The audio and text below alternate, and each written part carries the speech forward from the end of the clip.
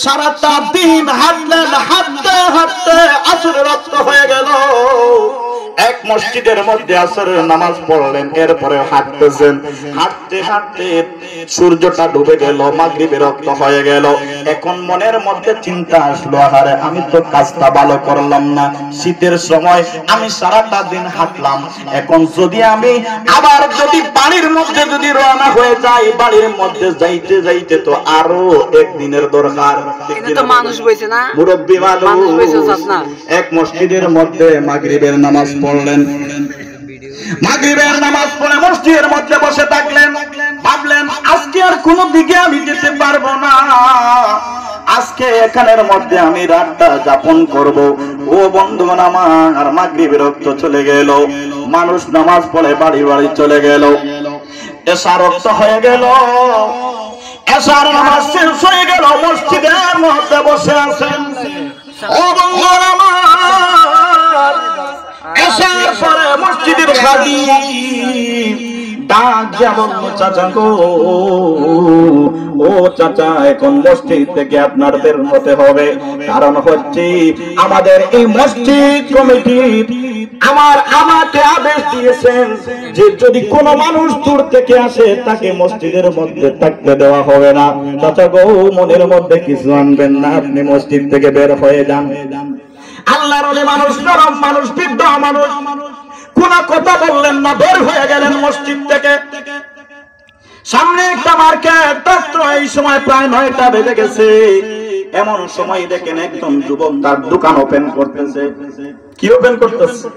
দোকান খুলতেছে। মানুষ কি 9টার সময় দোকান খুলে? কিন্তু এই বেটায় দেখেন 9টা বেজে গেছে, রাত, দোকান খুলতেছে। দোকান খুলে তার রুটি বানানো আরম্ভ করে দিল। পাশে দাঁড়িয়ে আছেন, আহারে আজব একটি ঘটনা, এটা দেখতে লাগলেন। আর ওই যুবক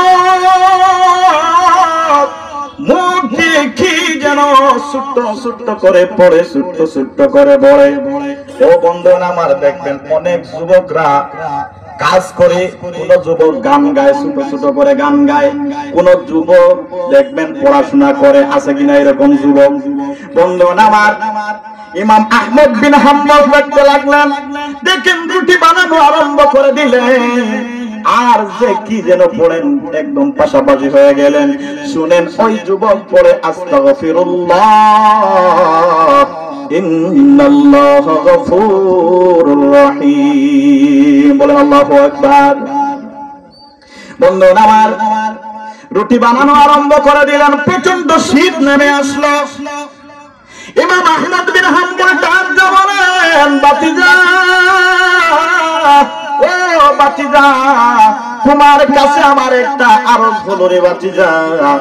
আমি দূর থেকে এসেছি, আমি যদি আবার বাড়ির মধ্যে যেতে হয় আমার একদিনের প্রয়োজন হবে, কিন্তু শীতের সময় বাতিজা আমি তো দুর্বল মানুষ, বৃদ্ধ মানুষ, আমি যেতে পারবো না। তুমি যদি আমাকে অনুমতি দাও, তাহলে তোমার এই চুলার পাশে বসে বসে আমি রাতটা যাপন করব। কি করব? আমি রাতটা কাটিয়ে দিব এর মধ্যে বসে বসে, যদি অনুমতি দাও। ছেলেটা খারাপ না ভালো? ছেলেটা তো আল্লাহওয়ালা। ছেলেটা ডান্ডা বলে, চাচা গো, ও চাচা, আপনি মনে কিছু নেবেন না। ও চাচা, আপনাকে আমি এখানে বসতে দিব না। চাচা গো, এই দেখো আমার বিছনা, আমি এখানের মধ্যে আমি যে সময় ক্লান্ত হই, আমি এটা এখানের মধ্যে আমি রেস্ট নেই, কিন্তু আপনার জন্য আজকে আমি রেস্ট নিব না। আমার এই বিছনার মধ্যে আপনি ঘুমান, আমার কোনো অসুবিধা নাই। বলেন আল্লাহু আকবার। বন্ধুগণ আমার, যুবক বান্দা বলল, চাচা গো, আপনি কি কোনো কিছু খেয়েছেন? বাবার না না, আমি আজকে সারা দিন হয়ে গেল কোনো কিছু খাই না। ও বন্ধুগণ আমার, যুবক ভালো খাবার রেডি করে দিয়ে বলল, চাচা গো, এখানের মধ্যে শুয়ে পড়ো। বন্ধুগণ আমার, হযরত ইমাম আহমদ বিন হাম্বল দেখেন কোথায় থেকে মানুষ আসে, একটা রুটি বিক্রি করে, যেই সময় মানুষের হাতে রুটি তুলে দেয়, এই সময় পড়েন আস্তাগফিরুল্লাহ ইন্নাল্লাহা গাফুরুর রহিম। এইটা পরে যেই সময় রুটি তাওয়ার মধ্যে দেয় আস্তাগফিরুল্লাহ পড়ে, মানুষের কাছ থেকে যেই সময় টাকা লয় আস্তাগফিরুল্লাহ পড়ে, ইমাম আহমদ বিন হাম্বল জামানার একজন ইমাম জিজ্ঞাসা করলেন, যুবক রে, আমি আর থাকতে পারলাম না, তোমাকে আমি একটা কথা জিজ্ঞাসা করতে লাগবে। যুবক ডাকতে বলে, চাচা গো, ও চাচা জিজ্ঞাসা করেন, কোনো অসুবিধা নাই চাচা গো, কি জিজ্ঞাসা করবেন আপনি বলতে পারবেন, কোনো অসুবিধা হবে না। ইমাম আহমদ বিন হাম্বল ডাক দিয়া বলেন, বাতিজারে, আমি দেখি তুমি এই সময় একটা রুটি বানাও, এই সময় তুমি আস্তাগফিরুল্লাহ পড়ো, তুমি যেই সময় একটা রুটি মানুষের কাছে বিক্রি করো আস্তাগফিরুল্লাহ পড়ো, তুমি যেই সময় মানুষের কাছ থেকে টাকা সংগ্রহ করো আস্তাগফিরুল্লাহ পড়ো, এর মাইনে কি আমি বুঝতে পারি নাই। যুবক দুই চোখের পানি ছেড়ে দিয়ে ডাক দিয়ে বলল, ও চাচা, আপনাকে আমি চিনি না, আমি আস্তাগফিরুল্লাহ পড়ি, এর মাহাত্ম্য যদি আপনাকে বলি আমার অনেক সময় লাগবে, আপনি কি সে সময়টুকু দিতে পারবেন? ওই আহমদ বিন হাম্বল ডাক্তার বলেন, বাতিজা, কোনো অসুবিধা নাই, রাত তো আছে, তুমি বলো, আমার কোনো অসুবিধা নাই, আমার ঘুমাতে লাগবে না। ও বন্ধু আমার, ইমাম আহমদ বিন হাম্বলকে ডাক্তার বলল, চাচা গো, আমি যুবক মানুষ, একটা ওয়াজ মাহফিলের মধ্যে আমি গিয়েছিলাম, একজন আলিমের মুখ থেকে আমি শুনেছিলাম আস্তাগফিরুল্লাহ পড়লে 5 থেকে 6 দূরে থাকি মানুষের উপরে রহমত বর্ষিত হয়। আলিম বলেছিলেন যে এইটার আমল করবে, কাল হাসরের দিন আল্লাহ রাব্বুল আলামিন তাকে maaf করে জান্নাতে ফেরদৌস নসিব করবে। বলেন আল্লাহু আকবার। এ চাচা, এই দিন থেকে আমি এই আস্তাগফিরুল্লাহর আমল আরম্ভ করে দেই। এই আমল করতে করতে আল্লাহ রাব্বুল আলামিন আমাকে মুস্তাজাবুদ দাওয়া বানিয়ে দিয়েছেন। আমি আল্লাহর কাছে যে দোয়া করি, আমি নিজের দোয়া করলে এটাও আল্লাহর কাছে কবুল হয়ে যায়। আমি কোন মানুষের জন্য যদি দোয়া করি এটাও কবুল হয়ে যায়। অনেক মানুষ আমি দিনের বেলা সময় পাই না, আমার বাড়িতে মানুষের ভিড় থাকে, মানুষের জন্য দোয়া করি, কিন্তু মানুষের কাছ থেকে কোনো উপায় আমি কোনো মাইনে আমি নেই না, আমি শুধু দোয়া করে দেই। এই দোয়া কিন্তু আল্লাহর কাছে কবুল হয়ে যায়। চাচা গো, এই আমল করি, সারাদিন আমি এই আমল করি, কিন্তু রাত্রে বেলায় আমার তো কিছু রুটির, কিছু ডাল চালের প্রয়োজন আছে। আমার একটা ফ্যামিলি আছে, 5-6 জনের একটা ফ্যামিলি, এটা আমার চালাতে হবে। যার জন্য আমি রাত্রে দোকানদারের মধ্যে বসি, যেই সময় মানুষ নিস্তব্ধ হয়ে যায়, মানুষ আমার কাছে আসা বন্ধ করে দেয়, আমি দোকানদারি আরম্ভ করি। কিন্তু এই দোকানদারির মধ্যে আমি এত বরকত পাই, ও চাচা, একটা মাস চলে যাওয়ার পর আমার কাছে অনেক মানুষ আসে, আমি মানুষকে দান দক্ষিণা করি, আমি লিল্লাহ খয়রাত করি, আমার আত্মীয় স্বজনদেরকে আমি সওয়াসিতা করি, কিন্তু এরপরে আমার ফ্যামিলিটা চালাই, এরপরে দেখি আমার পকেটের মধ্যে অগণিত টাকা বাকি আছে। জুড়ে জুড়ে বলেন আল্লাহু আকবার। ও চাচা, এই আমল করার পর থেকে আমার সকল দিক আমার মেনটেন হয়ে যায়, আমি যত দোয়া করি সব কবুল হয়ে যায়। কিন্তু চাচা গো, এখন পর্যন্ত আমার একটা দোয়া কবুল হয় নাই। ইমাম আহমদ বিন হাম্বল ডাকতে বলেন, সব কিছু বুঝলাম, কিন্তু তুমি যে একটা রুটি দিতে আস্তাগফিরুল্লাহ পড়ো, টাকা সংগ্রহ করতে আস্তাগফিরুল্লাহ পড়ো, এর মায়না কি? ভাই যুবক ডাক দিয়ে বলল, চাচা গো, কারণ দেখেন আমি একটা রুটি বিক্রি করে মানুষের কাছ থেকে 1 টাকা আমি নেই। কয় টাকা নেই? 1 টাকা আমি নেই, কিন্তু আমি যে রুটিটা বানাই এটার মধ্যে তো কম বেশি হয় বলে হয়। তাইলে আমি আল্লাহকে বড় ভয় করি, আমি আস্তাগফিরুল্লাহ এইটা মনের মধ্যে নিয়ে পড়ি, আমি তো মানুষের কাছ থেকে 1 টাকা আমি বেশি আমি না, কম আমি না, সমান আমি নিয়ে আসি। কিন্তু আমি যে রুটি যেটা দেই এটার মধ্যে তো কম বেশি হয়, এটা আমি আল্লাহর কাছে মাফ চাই। আল্লাহ, আমি তো মানুষের সঙ্গে ব্যভিচার করতেছি, ও আল্লাহ তুমি আমাকে মাফ করে দিও। বলেন আল্লাহু আকবার। যুবকের এই মনোভাবটা খারাপ না ভালো? বন্ধুগণ আমার, হযরত ইমাম আহমদ বিন হাম্বল বললেন, বাতিজা সব কিছু বুঝে নিলাম, কিন্তু তোমার সব দোয়া কবুল হয়, একটা দোয়া কবুল হলো না। এতদিন থেকে তুমি অপেক্ষা করতেছো, তোমার এই দোয়াটা কি? ওই যুবক ডাকতে বলল, চাচা গো, ও চাচা, এই দোয়াটা হলো, আমি জানি জামানার একজন আল্লাহর ওলি আছে, জামানার একজন ইমাম আছে, তার নাম হলো ইমাম আহমদ বিন হাম্বল। আমি প্রতিদিন তাহাজ্জুদের নামাজ পড়ে আল্লাহর কাছে দোয়া করি, আল্লাহ তোমার এই জামানার ওলি ইমাম আহমদ বিন হাম্বলের সঙ্গে যতক্ষণ পর্যন্ত আমার দেখা করাইবা না, আমার সাক্ষাৎ করাইবা না আল্লাহ, অতদিন পর্যন্ত আমাকে এই দুনিয়া থেকে উঠাইও না। জুড়ে জুড়ে বলেন আল্লাহু আকবার। ইমাম আহমদ বিন হাম্বল দুই চোখের পানি ছেড়ে দিয়ে বলেন, বাতিজা তুমি নিশ্চয় একজন আল্লাহর ওলি, তোমার দোয়া কবুল হয়, এতে কোনো সন্দেহ নাই। তোমার বর্ণনা মতো আমি পেলাম রে, তোমার দোয়া কবুল হয়, তোমার দোয়া কবুল হয়। তোমার যে দোয়াটা কবুল হয় না এতদিন থেকে, আজকে কিন্তু তোমার সেই দোয়া কবুল হয়ে গেছে। এ বাতিজা, বাতিজা রে, তোমার দোয়া কবুল হওয়ার কারণে আল্লাহ সারাদিন আমি ইমাম আহমদ হাম্বলকে সারাদিন আমাকে হাঁটাইছে, তার ঘরের মধ্যে আমাকে জায়গা দেয় না, তার ঘরের মধ্যে আমাকে জায়গা দেয় না। একজন মানুষকে দিয়ে তার ঘর থেকে আল্লাহ আমাকে বের করে দিয়েছে। বাতিজারে, আমি আর কেউ না, আমি আর কেউ না, আমি হইলাম ইমাম আহমদ বিন হাম্বল। জুড়ে জুড়ে বলেন আল্লাহু আকবার। বন্ধুগণ আমার, তারাও ছিলেন যুবক, আমরাও হলাম যুবক, কিন্তু আমরা হইলাম যুবক নামের কলঙ্ক, ঠিক কিনা?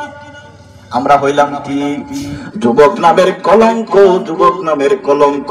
আমাদের শরীরের মধ্যে শক্তি আছে, এই শক্তি আমরা, এই শক্তি দিয়েছেন কে? আল্লাহ আমাদেরকে শক্তি দিয়েছেন মেয়েদের পিছনে ঘোরার জন্য না আল্লাহর নাম লওয়ার জন্য? কিসের জন্য?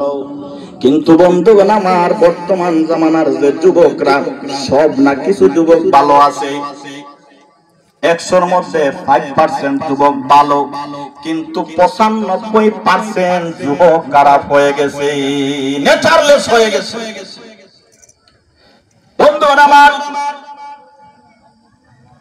আল্লাহ রাব্বুল আলামিন নবী মুহাম্মদুর রাসূলুল্লাহ সাল্লাল্লাহু আলাইহি ওয়াসাল্লামের মধ্যে মাধ্যমে তার কোরআনের মধ্যে বলেছেন, ওয়া কারনা ফি বুয়ুতিকুন্না ওয়ালা তাবাররাজনা তাবারুজাল জাহিলিয়াতিল উলা। ও নবী, আপনি বলে দেন নারী জাতিদেরকে বলেন, তারা যেন উহুদ নাসারা মেয়েদের মতো তারা যেন বেপরদায় ঘোরাফেরা না করে। তাইলে বন্ধুগণ আমার, আমরা নাম দিয়েছি কি? নাম কি দিয়েছি? মুসলমান। নাম কি দিয়েছি? মুসলমান। বেশ পোশাকে খ্রিস্টান ইহুদ নাসারাত থেকে আরো বেপরদা হিসাবে চলাফেরা করে। অনেক জায়গায় বেশিরভাগ দেখা যায় টাউন বন্দরে গেলে একটা মেয়ে যদি দেখেন, এটা হিন্দু মেয়ে না মুসলিম মেয়ে না খ্রিস্টান না কি বোঝা যায় না। আসলে বেশিরভাগ দেখবেন হিন্দু আর মুসলমানের মধ্যে গোড় গঠনের মধ্যে আবার পার্থক্য বেশি। গোড় গঠন একই রকম। এখন এটাকে তুমি হিন্দু মেয়ে না মুসলমান মেয়ে, হিন্দু যুবক না মুসলমান যুবক চিনা যায় না। কেন চিনা যায় না? বেশ পোশাক সমান করে নিয়েছে। তাইলে বন্ধুগণ আমার, আমাদের পোশাক ঠিক করতে হবে, আমাদের পোশাক ঠিক করতে হবে। আল্লাহর নবী বলেছেন যে মহিলা আমার ফাতেমার মতো চলবে, আয়েশার মতো চলবে, কাল হাসরের দিন আমার ফাতেমার সঙ্গে আমার আয়েশার সঙ্গে তার হাসর হয়ে যাবে। বলেন আল্লাহু আকবার। ও বন্ধুগণ আমার, একবার হযরত উসমান গনি রাদিয়াল্লাহু তাআলা আনহু ফাতেমার বাড়ি চলে গেলেন। খুব মনোযোগ দিয়ে শুনেন। ফাতেমার বাড়ি চলে গেলেন, নবীজি ডাক দিয়ে বললেন, সাহাবীরা, ও সাহাবীরা, তোমরা সবাই শুনো, তোমরা সবাই শুনো, এই বছরে কার বাড়িতে ঈদের মার্কেট হয় নাই? আল্লাহর নবী বলেছেন সাহাবীদেরকে। সকল সাহাবী বলল, নবী গো, ইয়া রাসূলুল্লাহ, সবার বাড়ি বাড়ি এই বছরের ঈদের মার্কেটিং হয়েছে, কিন্তু আপনার আলীর বাড়ির মধ্যে ঈদের মার্কেট হয় নাই। আল্লাহর নবী দুঃখ করে বলেন, সাহাবীরা, এটা কিন্তু আমিও জানি, এটা কিন্তু আমিও জানি। বলেন আল্লাহু আকবার। আচ্ছা, কোন মানুষ যদি শুনে ঈদের আগের দিন যে তার মেয়ের বাড়িতে ঈদের মার্কেট হয় নাই, ওই মানুষটার ভালো লাগবে না খারাপ লাগবে? ভালো লাগবে না খারাপ লাগবে? অবশ্যই খারাপ লাগবে। আল্লাহর নবী দুঃখ করে বলতেছেন, ও আমার উসমান, উসমান রে তুমি কই? উসমান রে তুমি যদি পারো আমার আলীর বাড়িতে, আমার ফাতেমার বাড়িতে ঈদের মার্কেট পৌঁছাইয়া দাও। বলেন আল্লাহু আকবার। হযরতে উসমান গনি দাঁড়িয়ে গেলেন, বাজারের মধ্যে চলে গেলেন, হাসান হুসাইনের জন্য কাপড় কিনলেন, ঈদের যে সামগ্রী লাগে এগুলা কিনলেন, চলে গেলেন ফাতেমার বাড়িতে। গিয়ে হযরতে উসমান গনি হাসানকে ডাকতেছেন, হুসাইনকে ডাকতেছেন, হাসান রে, ও হাসান কই, হুসাইন কই, চলে আসো। ও বন্ধুগণ আমার, আজকের জামানা হইলে সর্বপ্রথম কে বের হতো? কে বের হতো? সঙ্গে সঙ্গে তো শালি বের হয়ে আসতেন, এই দুলাভাই আইছে, হ্যাঁ বলতে কি বলতো না, দুলাভাই এসে গেছো, আসো আসো ঘরের মধ্যে চলে আসো। এখন আবার দেখা যায় অনেক জায়গায় দুলাভাই আবার শালিকে নিয়ে চলে যায়, যায় কি যায় না? অনেক জায়গায় যায়। ও বন্ধুরা আমার, হযরতে ফাতেমা কিন্তু কোনো উত্তর করলেন না। হাসানকে বললেন, হাসান, ও হুসাইন কই? তোমাদের মামা চলে আসছেন, বের হয়ে যাও। ও বন্ধুরা আমার, হযরতে আলী রাদিয়াল্লাহু তাআলা আনহু ঘরের মধ্যে ছিলেন। হযরতে আলী রাদিয়াল্লাহু তাআলা আনহু ঘর থেকে বের হয়ে গেলেন, ডাক দিয়ে বললেন, ও দুলাভাই তুমি কেন আসছো? হযরতে উসমান গনি এই খরচের ব্যাগটা হাতের মধ্যে দিলেন, দিয়ে বললেন, বাইরে মনে কিছু নিবেন না, এটা আমি দেই না, এটা আল্লাহর নবী পাঠিয়ে দিয়েছেন। বলেন আল্লাহু আকবার। কে পাঠিয়ে দিয়েছেন? আল্লাহর নবী পাঠিয়ে দিয়েছেন। ও বন্ধুরা আমার, হযরত আলী রাদিয়াল্লাহু তাআলা আনহু বললেন, ও দুলাভাই এটা আমার প্রয়োজন নয়, আমার থেকে অনেক গরিব মানুষ আছে, তাদেরকে দিতে পারেন। বন্ধুরা আমার, কথার উত্তর হলো যে ফাতেমা কতটুকু পর্দাশীল ছিলেন। দুলাভাইয়ের সামনে বের হন নাই, কোন মানুষের সামনে তো হযরতে ফাতেমা রাদিয়াল্লাহু তাআলা আনহা বের হন নাই। এই সময় হযরতে ফাতেমা দুনিয়া থেকে বিদায় হয়ে যাবেন। হযরতে আলী রাদিয়াল্লাহু তাআলা আনহুকে ডাক দিয়ে বললেন, স্বামী গো, ও স্বামী, আজকে আমি এই দুনিয়া থেকে বিদায় হয়ে যাব, কিন্তু স্বামী গো, তোমার কাছে তিনটা আমার আরজ থাকবে। কয়টা আরজ? তিনটা আরজ। এগুলা কি তুমি পূরণ করতে পারবা? ও বন্ধুরা আমার, হযরত আলী ডাক দিয়ে বললেন, ফাতেমা রে, ও ফাতেমা, তুমি কখনো এটা মুখের মধ্যে আনবা না। ফাতেমা রে, তোমাকে ছাড়া আমি আলী তো বাঁচতে পারবো না। হযরতে ফাতেমা দুঃখ করে বলেন, স্বামী, স্বামী গো, আমার আব্বা যেদিন দুনিয়ার থেকে বিদায় হয়ে গেলেন গো। এই দিন আমার আব্বা আমাকে কি যেন কানে কানে বলেছিলেন, সেটা কি আপনার মনে আছে? বলে মনে আছে। স্বামী গো, কালকে রাত্রে আমি খাবের মধ্যে দেখতেছি আমার আব্বা আমাকে নেওয়ার জন্য এসেছে। আমি আমার আব্বার কাছে যেতে চাই এ স্বামী, কিন্তু তোমার কাছে আমার চিন্তা আরো হলো, আমি তো মারা যাব। আমি মারা যাওয়ার পরে আপনি বেশি মানুষ কোনো মানুষকে বলতে পারবেন না, আপনি একা একা আপনি আমাকে দাফন করতে হবে। দূরে দূরে বলেন আল্লাহু আকবার। বন্ধুগণ আমার এখন একটা স্ট্যাটাস হয়ে গেছে, একটা স্ট্যাটাস কোন মানুষের মেইনটেইন করতে হয়। যার টাকা বেশি আছে, তার যদি মা মরে বা দাদি মরে, যদি স্ত্রী মরে যায়, গাড়ির মধ্যে মাইক লাগাইয়া দেশ বিদেশের মধ্যে মাইকিং করে দে, বলে আমার মা মারা গেছেন, আমার বোন মারা গেছেন। বন্ধু এটা কিন্তু ইসলামের মধ্যে নাই। যদি ইসলামের মধ্যে থাকতো তাহলে হযরত ফাতেমা বলতেন, স্বামী গো আমি কালকে মারা যাব, আমি কালকে মারা যাওয়ার পরে সমস্ত মদিনাবাসীকে বলে দিবা। বলতেন কি বলতেন না? বন্ধুগণ আমার হযরত ফাতেমা রাদিয়াল্লাহু তাআলা আনহা বললেন, এটা তোমায় আমাকে করতে হবে। হযরত আলী দাদা বললেন, ফাতেমা রে এটা আমি করব, কোনো অসুবিধা নাই, কিন্তু তুমি কেন এটা বললে? আমাকে একটু বলো, আমাকে একটু বলো। হযরত ফাতেমা ডাঙ্গা বললেন, স্বামী গো আমি যেই দিন থেকে বালিক হয়ে গেছি, আমি তোমার সামনে ছাড়া, আমার বাবার কাছে ছাড়া আমি কোন মানুষের সামনে বের হই না। বলেন আল্লাহু আকবার। পর্দা করে আমি কোন মানুষের সামনে বের হই না, কোন মানুষ আমাকে দেখে না। কিন্তু স্বামী গো আপনি যদি বলে দেন তাইলে মদিনার সকল মানুষ চলে আসবে, আমাকে মানুষ দেখবে। যদি মুখটাও যদি দেখে না, কিন্তু আমার ঠাট্টা মানুষ দেখবে আমি কতটুকু লম্বা ছিলাম, কতটুকু গায়ে মোটা ছিলাম, এটা মানুষ দেখে ফেলবে। যার জন্য গো স্বামী গো আপনি দয়া করে কোনো মানুষকে খবর দিবেন না। দূরে দূরে বলেন আল্লাহু আকবার। বন্ধুগণ আমার একটা মানুষ মারা যাওয়ার পরে মানুষ বাধ্য ভালো হোক, নারী নেককার হোক, পাপিষ্ঠ হোক, কোনো অসুবিধা নাই। একজন মহিলা যদি মারা যায়, যত পারবেন কম মানুষ নিয়ে জানাজা করবেন, দাফন করবেন, এটাই ভালো।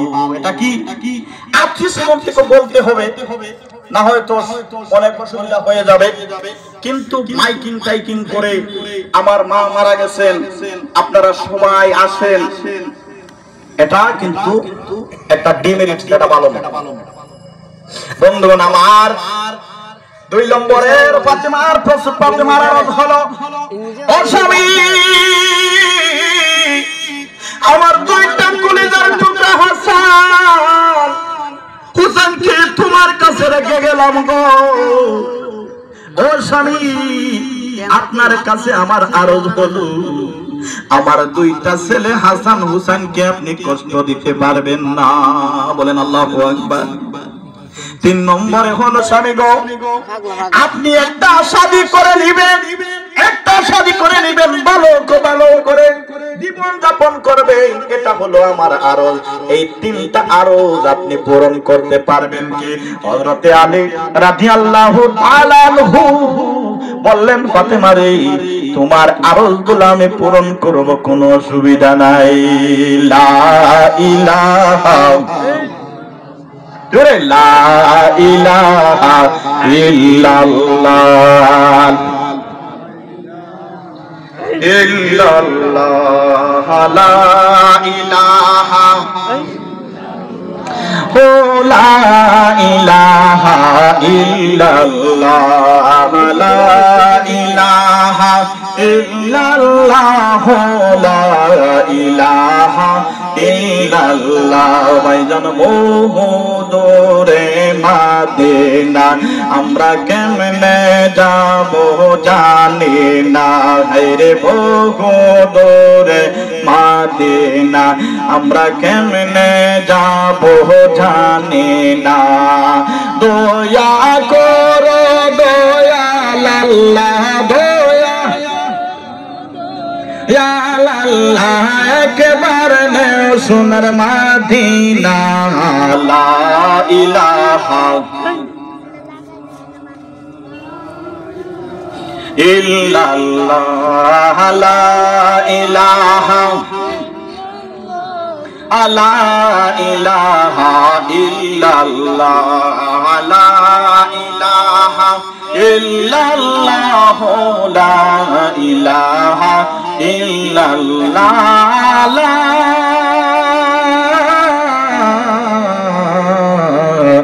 ইলাহা ইল্লাল্লাহ মুহাম্মাদুর রাসূলুল্লাহ সাল্লাল্লাহু আলাইহি ওয়াসাল্লাম তাইলে বলেন পর্দা করার দরকার আছে কিনা দিব পর্দা করার দরকার আছে ও বন্ধুগণ আমার এখন আমার মেয়ে যদি পর্দা করে না আর আমি যদি সারা জীবন যদি পর্দার ওয়াজ করি সারা জীবন যদি পর্দার ওয়াজ শুনি তাইলে কি কোনো লাভ আছে হ্যাঁ আপনারা যে আমাকে দিলেন পর্দার ওয়াজ করতাম আমি তো করেই গেলাম আর আপনারা যদি আমল না করেন তাইলে আমার এই ওয়াজের লাভ আছে কমিটির বাইরে যে এত পরিশ্রম করে এই ওয়াজটা তৈরি করলেন তাদের কি কোনো লাভ হবে কারো লাভ হবে না ও বন্ধুগণ আমার একটা মেয়ে যেই সময় জাহান্নামে যাবে 4 জনকে সঙ্গে নিয়ে যাবে কয়জনকে আমি সারা জীবন মসজিদ থেকে বের হই নাই এই 5 ওয়াক্তের জায়গায় আমি 6 ওয়াক্ত পড়ি 7 ওয়াক্ত পড়ি আর আমার পরিবারের খবর নাই আমার মেয়ের খবর নাই আমার ছেলের খবর নাই আমার বিবির খবর নাই আমার এই রকম নামাজে কোনো কাজ আসবে না বন্ধুগণ আমার একজন জাহান্নামী মেয়ে বেপরদা মেয়ে আল্লাহ রাব্বুল আলামিন হাসরের দিন বলবেন মেয়ে তুমি জাহান্নামে চলে যাও জাহান্নামী হয়ে গেছো জাহান্নামে চলে যাও মেয়ে আরজ করবে আল্লাহ